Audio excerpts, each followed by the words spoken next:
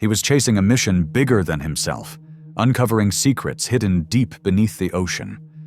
But what started as passion quickly turned into a nightmare. His final dive ended in tragedy, and the last moments are haunting. The story behind it is as shocking as it is heartbreaking. Rob Stewart wasn't just a filmmaker. He was a warrior for the oceans. Born in Toronto in 1979, he grew up fascinated by the underwater world. While other kids were glued to video games, Rob was already chasing sharks in the Caribbean, sometimes keeping small ones in his hotel bathtub just to study them. By 13, he was a certified diver. By 18, he was already an instructor. The ocean wasn't just a hobby for him. It was his life. But Stewart wasn't only a diver. He was a storyteller, and he realized something terrifying. The creatures he loved most, sharks, were being slaughtered in silence. Shark finning, a brutal trade where sharks are caught, their fins hacked off, and their bodies dumped back into the sea, was wiping out species that had survived for 400 million years. In 2006, he unleashed Sharkwater, the documentary that flipped the world's perception of sharks. Until then, most people saw sharks as monsters. Stewart showed the opposite. They were victims. His film didn't just raise awareness, it exposed an entire criminal industry worth billions. The world was stunned. Sharkwater wasn't just a movie, it was a call to arms. The film won over 40 awards, broke box office records in Canada, and pushed more than 80 countries to introduce bans on shark finning. Overnight, Rob became a celebrity in conservation circles, but he didn't stop there. He followed with Revolution in 2012, broadening his mission. This wasn't just about sharks anymore. He warned of collapsing oceans, vanishing forests, and a future where humanity itself might not survive.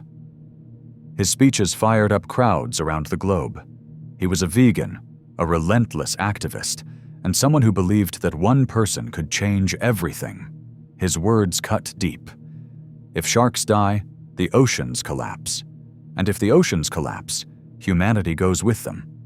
By 2013, Stewart started work on his most ambitious project yet, Sharkwater Extinction. This time he wanted to expose how shark products were secretly slipping into everyday life. Pet food, fertilizers, even cosmetics. The very products in people's homes were fueling the destruction of the oceans. He had one goal: to make people see that shark slaughter wasn't happening in the shadows. It was on their shelves. But his mission came at a deadly cost. On January 31st, 2017, Stewart was in Florida, near Islamorada, diving deep in search of the elusive sawfish, a critically endangered species. He was pushing the limits, using a rebreather system that recycles air, letting divers go deeper and longer. That day, he and dive instructor Peter Sotis made multiple dives beyond 200 feet, a risk even experts warned against. After surfacing from the third dive, Sotis collapsed on the boat. Crew members rushed to help him. Stewart signaled he was fine, but in the chaos, he vanished. What followed was one of the largest search operations the U.S. Coast Guard had ever launched. Helicopters, boats, high-tech divers, even private aircraft from billionaires like Richard Branson joined the hunt. Volunteers and conservationists from around the world flooded social media, desperate for good news. But after 3 long days, hope turned into heartbreak. Rob Stewart's body was found on the ocean floor, close to where he had last been seen alive. And that's where the questions began. The official explanation came quickly: a diving accident. Authorities claimed Stewart suffered hypoxia, lack of oxygen that caused him to black out underwater. On paper, it looked simple, but for many, the story didn't add up. This wasn't an amateur diver making rookie mistakes. Stewart had thousands of dives logged, with years of experience in some of the world's most dangerous waters. He knew the risks better than anyone. So why had he attempted 3 dives to extreme depths in a single day, something most experts say they would never do? 2 world-renowned technical divers, Jill Heinerth and Steve Lewis publicly questioned the timeline. Both said they'd only risk 1 deep dive per day, maybe 2 if there was no choice. But 3? That wasn't just unusual, it was reckless. And if Stewart really had that much training, why would he push the limit so far? This opened the door to darker theories. Some whispered about faulty equipment. Stewart was using a rebreather, a highly advanced system often reserved for military and professional divers. Unlike regular scuba tanks, rebreathers recycle exhaled air, removing carbon dioxide while adding oxygen. They allow for long dives with fewer bubbles, perfect for filming wildlife, but they're also far riskier. A malfunction can silently poison the diver without warning. Was Stewart's gear flawed? Or worse, tampered with? Then there was his dive partner, Peter Sotis. Sotis had a controversial reputation in the diving community. Lawsuits, rumors of shady business, and a history of cutting corners left many wondering. Was Stewart led into danger by someone he trusted? When Sotis collapsed on the boat that day, the crew's attention shifted entirely to him. That's when Stewart disappeared. Was it a tragic coincidence, or did something else happen in those critical moments? The autopsy fueled the mystery. Doctors ruled out decompression sickness, the bends, because Sotis recovered quickly after receiving oxygen. If both men suffered the same condition, it couldn't have been decompression illness. Instead, the report concluded Stewart died from acute hypoxia, a sudden blackout caused by lack of oxygen. But the real question remained: why him and not Sotis? Both were using similar gear, breathing the same gas mixture. For Stewart to sink and Sotis to survive, something didn't line up. That's when The Third Dive, a Canadian documentary, reignited the controversy. The film explored theories that Stewart wasn't just unlucky, that maybe foul play was involved. Did someone want him gone? After all, Stewart wasn't just making documentaries. He was exposing multi-billion-dollar criminal networks tied to the shark fin trade. He had filmed smugglers, confronted poachers, and embarrassed corrupt officials worldwide. Could he have crossed the wrong people? The idea wasn't far-fetched. Stewart himself had faced arrest before, accused of attempted murder during a chaotic confrontation with shark poachers in Costa Rica years earlier. He'd made powerful enemies.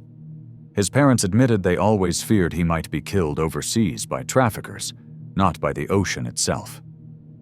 The possibility of sabotage haunted those who knew him best. One thing became clear: the more investigators dug, the murkier the story became. Even after his death, Rob Stewart's mission didn't die with him. His family and close friends refused to let his work remain unfinished. They poured their grief into action, racing against time to complete Sharkwater Extinction, the very film he had been shooting when he vanished. Released in 2018, it carried Stewart's final message to the world: that sharks were still being slaughtered, not just for fins, but hidden inside products people used every single day. The film exposed a chilling truth. Shark DNA was showing up in fertilizers, pet foods, even in cosmetics lining store shelves. For Stewart, it wasn't enough to just blame poachers. He wanted people to understand that the destruction of sharks was tied directly to global consumer habits. With heartbreaking footage and Stewart's voice guiding the narrative, the movie became both a tribute and a warning. It proved that even in death, he was still fighting for the animals he loved. But Stewart's loss left a void in conservation that could never truly be filled. Across the world, tributes poured in. The Canadian Screen Awards renamed their prize for Best Science or Nature documentary after him, ensuring his name would live on in the industry he reshaped. Environmental groups honored him as a hero who gave his life for the oceans. Even Hollywood figures and world leaders publicly mourned his passing, recognizing that one man had managed to change how millions viewed sharks forever. At home, his family kept pushing forward. They established campaigns like Fin Free and Team Sharkwater to keep his work alive, Millions of dollars were raised to continue shark protection initiatives, and schools began teaching Stewart's story as a lesson in both environmental courage and personal sacrifice. His parents admitted they feared many dangers during his career: disease, violent traffickers, hostile governments, but never the ocean itself. For them, the cruelest irony was that the water he loved more than anything became his grave. Still, his impact can't be buried.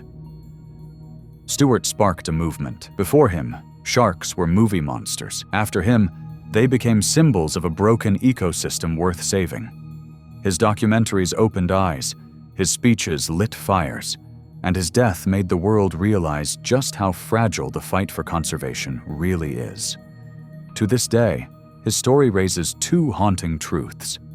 First, that diving, even for the most skilled, can turn fatal in an instant. And second, that people who stand up to powerful industries often pay the highest price. Whether Stewart's death was a tragic accident or something darker, one fact remains undeniable.